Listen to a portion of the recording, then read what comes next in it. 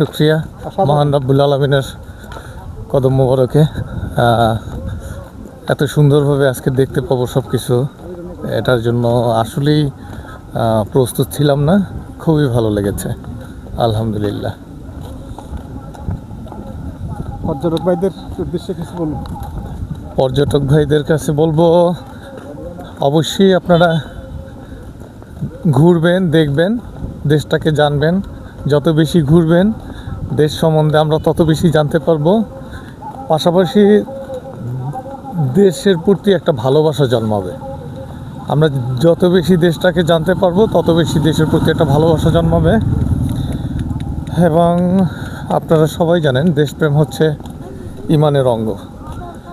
তো সেদিক থেকে আমাদের প্রত্যেকেরই উচিত দেশটাকে ভালোবাসা, দেশটাকে ঘোরা, জানা, চেনা।